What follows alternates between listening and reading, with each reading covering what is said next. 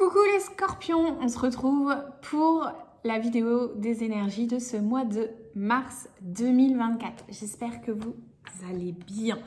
Comme d'habitude, vous pouvez compléter cette vidéo avec votre ascendant et votre signe lunaire pour plus d'informations.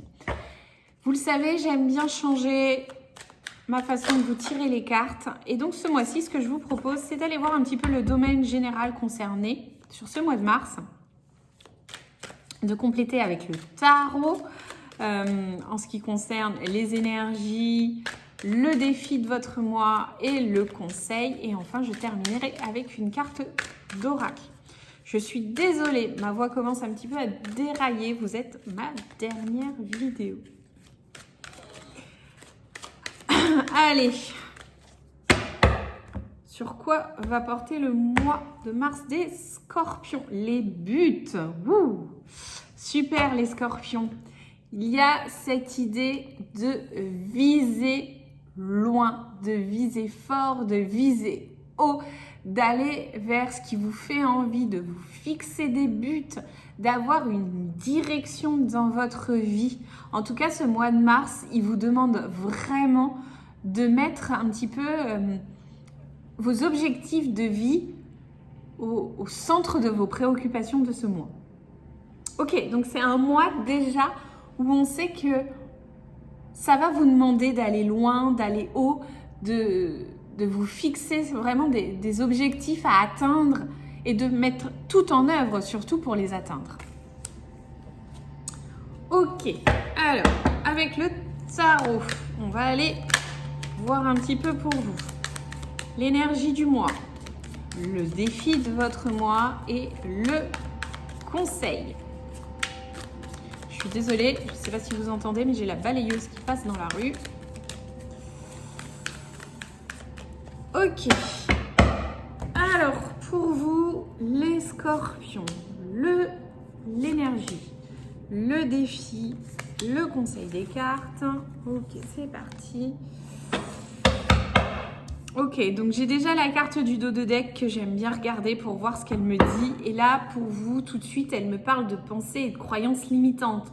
Donc, il y a déjà un blocage pour vous empêcher de vous fixer des buts et des objectifs. Et surtout, faire en sorte de ne pas y aller, en fait. Il y a quelque chose qui vous bloque et qui vous empêche d'y aller vraiment. C'est comme si les buts et les objectifs que vous vous fixiez, déjà, vous n'y croyez pas.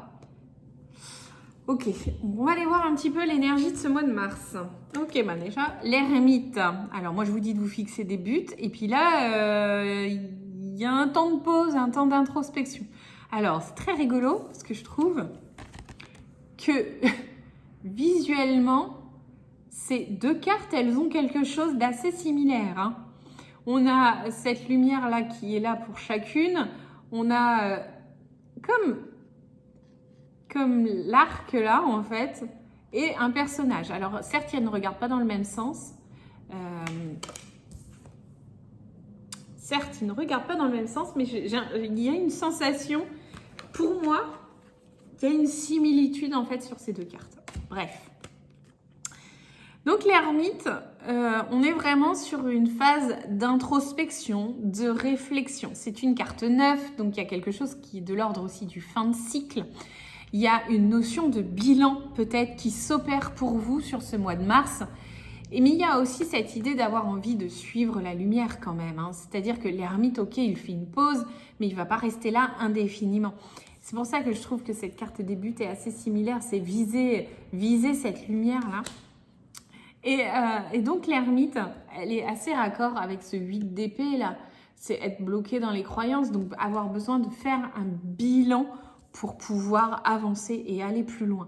Donc déjà, avec cette carte de l'ermite en énergie générale, on sait que sur le mois de mars, on se pose, on fixe, on fait le bilan de sa vie peut-être et on se décide de ce qu'on va faire après. Alors, le défi du mois, le 5 de coupe. Le défi, c'est ne pas rester focalisé sur ce qui ne va pas. En fait, la problématique de ce 5 de coupe, vous voyez, il a renversé 3 coupes sur les 5 Et en fait, il est focalisé sur les 3 coupes qu'il a renversées. Donc, il est triste, il est dégoûté, il reste focalisé sur le négatif. Au lieu de se dire qu'il a quand même encore 2 coupes. Alors certes, c'est moins de la moitié, mais elles sont encore debout, ces 2-là. Et donc, votre défi à vous, les scorpions, sur ce mois de mars, c'est de ne pas rester focalisé sur ce qui ne va pas. C'est-à-dire que si vous posez le bilan, vous pourriez vous sentir omnubilé par ce qui ne va pas, au lieu d'être concentré et focus sur ce qui va, sur ce que vous avez réussi. Vous allez peut-être même avoir du mal à trouver ce que vous avez réussi à faire. Donc, il va falloir vraiment travailler cette notion-là, cette idée-là sur le mois de mars. Les scorpions, c'est très important. Arrêtez de vous focaliser sur ce qui ne va pas.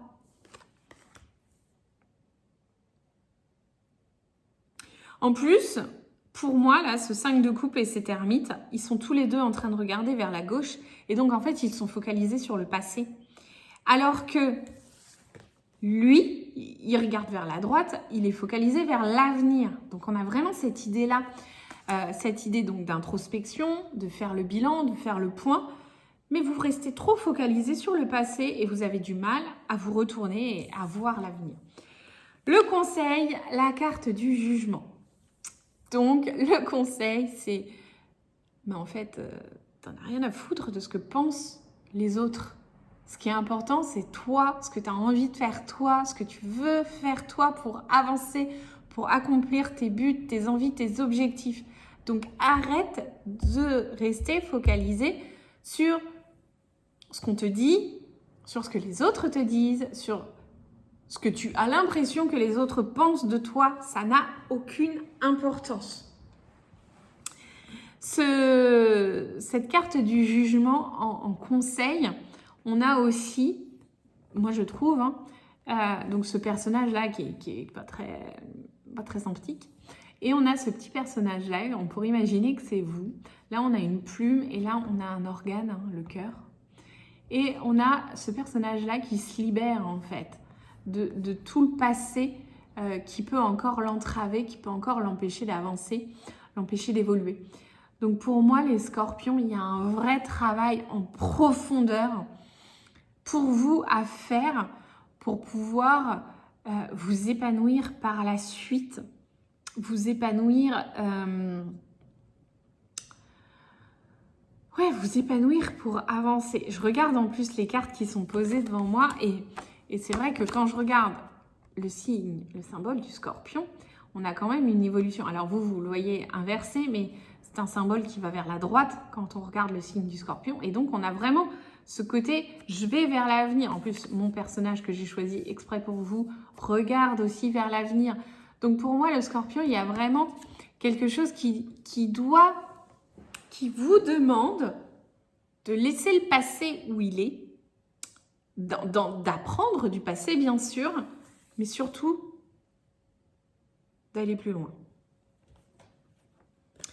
Ok, allez, je termine pour vous, les scorpions, avec une carte de l'oracle, une carte à message.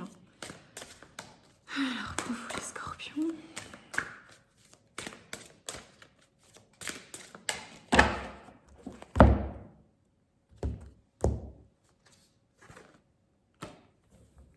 Syndrome de la sauveuse. Alors, je vous lis le texte. Tu as développé le syndrome de la sauveuse. Ne t'inquiète pas, ce n'est pas dangereux, juste un peu fatigant. Une héroïne, c'est celle qui arrive à sauver le monde. Une super héroïne, c'est celle qui arrive à se lâcher la grappe, à cultiver la paix en soi et à l'inspirer chez les autres. Donc voilà, les scorpions là, c'est vraiment cette idée de vous lâcher la grappe, de laisser le passé derrière. Je vous relis ça et je m'arrête là-dessus, on se retrouve le mois prochain. Tu as développé le syndrome de la sauveuse. Ne t'inquiète pas, ce n'est pas dangereux, juste un peu fatigant. Une héroïne, c'est celle qui arrive à sauver le monde. Une super héroïne, c'est celle qui arrive à se lâcher la grappe, à cultiver la paix en soi et à l'inspirer chez les autres. Bye.